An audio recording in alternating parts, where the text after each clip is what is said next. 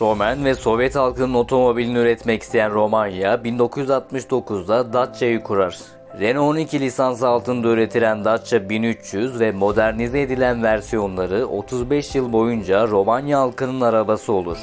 Ancak çok uzun yıllar kendi otomobil teknolojisini geliştiremeyen şirket, 1999 yılında Renault tarafından satın alınınca Dacia için her şey değişir.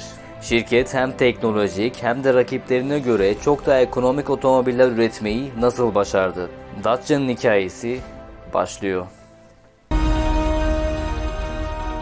1965 yılında Sovyetlere bağlı Romanya, diktatör Nikola Ceausescu liderliğinde endüstriyel gelişmeye hız vermek ister.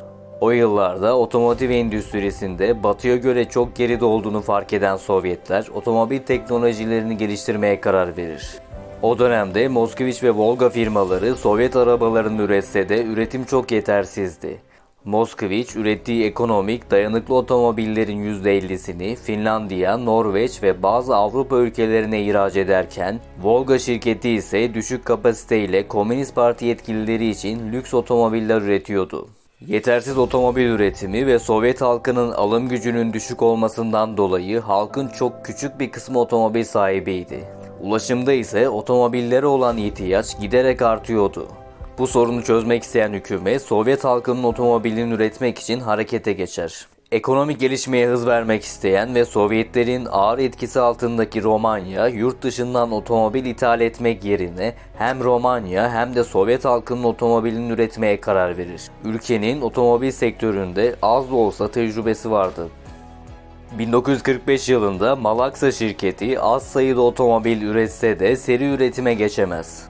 Roman şirketi ise 1921 yılından beri kamyon ve otobüs üretimi yaparken, Rokar ise 1951'den bu yana ticari araç ve otobüs üretimi yapıyordu. Aro şirketi ise jip üretiyordu. Ancak Romanya, binek otomobil üretmek için yeterli tecrübeye sahip değildi. Bu nedenle Avrupalı üreticilerle işbirliği yapılmasına karar verilir. O yıl aynı yolu izleyen Sovyet yönetimi Fiat ile lisans anlaşması yapar ve yeni inşa edilen Avtovaz fabrikası Zastava ve Lada modellerini üretmeye başlar.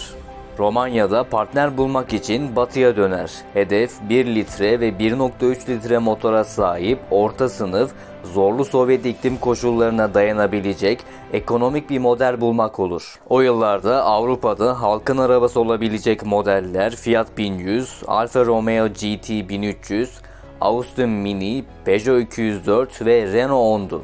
Renault ile yapılan görüşmelerde Romanya henüz prototip aşamasında olan Renault 12 modelinin lisansını satın alma konusunda anlaşsa da Renault yeni modelin üretimini 1969 yılına kadar erteler. Romanya yeni modeli beklemek istemeyince şirket Renault 16 modelini önerir. Yapılan görüşmelerden sonra Renault 12 üretimi hazır olana kadar Renault 8 modelin üretilmesine karar verilir. Fransa'dan gönderilen gövde parçaları Romanya'da birleştirilip boyanacaktı. Yani hem tasarımı hem de otomobil parçalarını satan Renault anlaşmanın kazananı olur. Üretilecek model hazırdı. Sıra fabrikayı inşa etmede ve markanın ismini bulmaktaydı. 1966'da Pistesti yakınlarında fabrikanın inşaatı başlar. Markaya Romanya topraklarının eski adı olan Dacia ismi verilir. 18 ay içinde fabrikanın inşaatı tamamlanır ve 1968'de ilk Dacia 1100 üretim bandından çıkar. Arkadan motorlu, arkadan çekişli araç 43 beygir olur. Ortalama bir Romanyalı'nın 4 yıllık maaşıyla satın alabildiği Dacia 1100 ucuz bir araba olmaz. Buna rağmen talep yüksek olur ve düşük kapasiteyle üretim yapan Dacia talebi karşılamakta zorlanır. 5 yılda 38 bin adet araç üretim bandından çıkar. 1969 yılında yapılan anlaşma gereği Renault 12 üretim bandından Dacia 1300 adıyla inmeye başlar.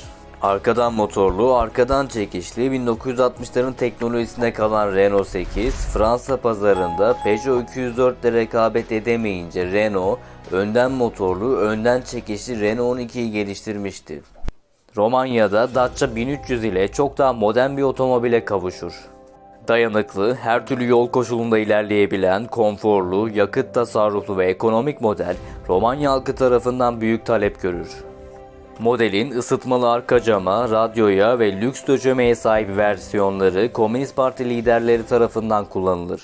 1973'te aracın station wagon versiyonu, 2 yıl sonra ise pick-up versiyonu da üretilmeye başlanır. Şirket 1980'de 5 yıl önce Fransa'da pazara çıkarılan büyük sınıf Renault 20'nin montajına başlar. Dacia 2000 adıyla sınırlı sayıda üretim bandından çıkan modeller, yalnızca lüks Dacia 1300'den sıkılan Komünist Parti seçkinleri tarafından kullanılır. Aynı yıl Renault 18'in Dacia tarafından montajlanması konuşulsa da iki şirket arasında anlaşmazlık çıkar, lisans anlaşması iptal edilir ve Dacia kendi yoluna gitmeye karar verir.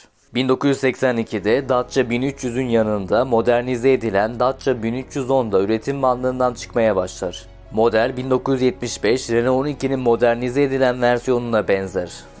Dacia her geçen yıl üretim kapasitesini arttırır ve arabaların daha fazla parçası yerli olarak üretilmeye başlanır. 1980'de Renault 12'nin üretiminin sonlandırılmasıyla şirket Dacia 1310'u Avrupa'ya ihraç etmeye başlar. Modelin rally aracı versiyonu da üretilir. 1987'de ise aracın hatchback versiyonu Dacia 1320 adıyla satışa çıkarılır.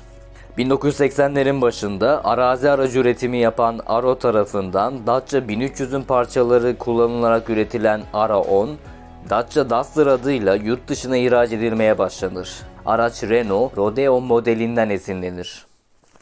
Dacia 1300'ün satışları iyi gitse de Romanya'nın ekonomisi her geçen gün kötüye gidiyor ve halkın alım gücü düşüyordu. Öyle ki Romanya hükümeti daha az elektrik kullanılması için elektrikli ısıtıcıların üretimini durdurmuştu. Bu nedenle Dacia 1980'de yeni bir halkın arabası olabilecek model tasarlama çalışmalarına başlar.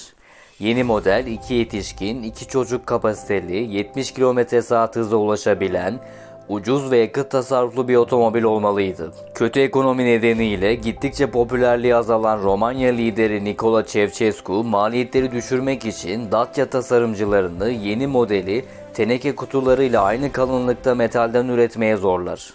Yeni modelin geliştirilme süreci 8 yıl sürer ve 1988'de Dacia 500 üretim bandından çıkar. 0.5 litre motora sahip 23 beygirlik araç Renault'un popüler modeli Renault 5'ten esinlenir. Kötü kalite yüzünden talep görmeyen model birkaç bin üretilir ve 1991'de üretimi durdurulur. 1990'da yeni geliştirilen hatchback Dacia 1325'te 1300 sınıfına eklenir. 1998'de 30 yaşındaki Dacia 1310 modernize edilir ve yeni bir görünüme kavuşur. Tasarım ve donanımlar zamanının çok gerisinde kalsa da ucuz ve bakım masrafları düşük otomobil talep görmeye devam eder. Ve aynı yıl 75.000 adet satış yaparak Romanya'nın en çok satan otomobili olur. Aynı yıl Dacia'nın üretim bandından 2 milyonuncu otomobil iner. Aslında Dacia, tasarımı eskimeye başlayan Dacia 1300'lerin yanında modern, yeni teknolojileri içeren, Avrupa'da üretilen modellerle rekabet edebilecek, tamamen Dacia'ya ait olacak yeni bir model geliştirme çalışmalarına 1980'lerin başında başlamıştı. Ancak ekonomik sorunlardan dolayı Ar-Ge çalışmaları 12 yıl sürer ve 1995'te Dacia Nova üretim bandından çıkar. Araç Renault 11 ve Peugeot 309 modellerinden esinlenir. 1.4 litrelik motor Dacia 1310'dan alınırken 1.6 litrelik motor Citroen'den tedarik edilir. Modelin geliştirilme süreci çok uzun sürdüğünden Nova tasarım ve donanım olarak zamanının gerisinde kalır. Kötü kalitede eklenince araç Dacia'nın beklediği etkiyi yapamaz. Ancak yine de Dacia Nova şirketin yeterli fona sahip olduğunda kendi modellerini geliştirebileceğini kanıtlar. Şirket için en büyük problem fon bulmaktı. 1980'lerin sonunda Dacia Hyundai Accent modelini üretmek için Hyundai ile görüşmeye başlar. Accent üretmek için Hyundai'den gelecek finansal destek, şirketin prototip olarak geliştirdiği D33 kodlu yeni modelin seri üretimine geçilmesine de yardımcı olacaktı. Şirket yeni modelde Accent'in motorunu kullanmak için Hyundai ile anlaşır. Yapılan anlaşmalara rağmen Dacia'yı Orta ve Doğu Avrupa pazarı için üretim merkezine dönüştürmek isteyen Renault, şirketi satın almak isteyince Dacia 1999'da Renault bünyesine katılır. Renault'un liderliğinde Nova'nın kalitesini ve donanımlarını geliştiren şirket 2000 yılında Super Nova'yı satışa çıkarır. Yeni Renault motoruyla klima ve elektrikli ön camlara sahip model, eski modele göre çok daha iyi satış rakamlarına ulaşır ve Doğu Avrupa'ya da ihraç edilir. 2003 yılında Supernova yerini Dacia Solenza'ya bırakır. Renault, Dacia'nın Doğu Avrupa'daki popülerliğini yeni bir modelle artırmak istiyordu. 37 yıldır Dacia 1300 modellerini kullanan Romanya halkının da yeni ekonomik bir otomobile ihtiyacı vardı. Yeni model 1300'ün yerini almalıydı. 2006 yılında 2,5 milyondan fazla satılan Dacia 1300'ün üretimi sonlandırılır. 2000'li yıllarda Rusya'da eski teknolojiye sahip Lada modelleri Renault modellerinin yarı fiyatına satılıyordu. Renault'un hedefi Lada modelleriyle aynı fiyata sahip daha modern bir Dacia modeli geliştirmek olur. Aracın fiyatı 4500 euro olmalıydı. 2004 yılında Renault'un Tekno merkezinde 4 yıllık bir çalışma sonucu tasarlanan Dacia Logan üretim bandından çıkar. Renault hedefine çok yaklaşır ve Logan 5200 euroluk fiyatıyla satışa çıkarılır. Araç Renault Clio ile aynı şase platformunu kullanır. Bu da maliyetleri düşürmede etkili olur. Elektrikli camlar, yan aynalar, ABS, hidrolik direksiyon ve klima opsiyonel olarak sunulur. Renault'un yeni Dacia girişimi ve planları başarıya ulaşır. Ekonomik Logan, Batı Avrupa'ya da ihraç edilmeye başlanır.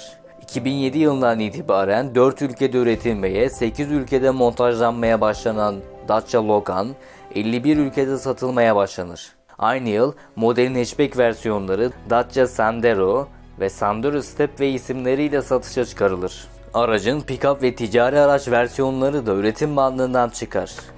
2009 yılında dünya genelinde 1,3 milyondan fazla Dacia Logan satışı yapılır.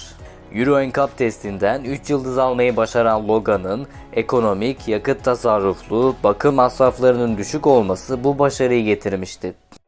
Bu arada Avrupa ve dünyada SUV araçları olan talep giderek artıyordu.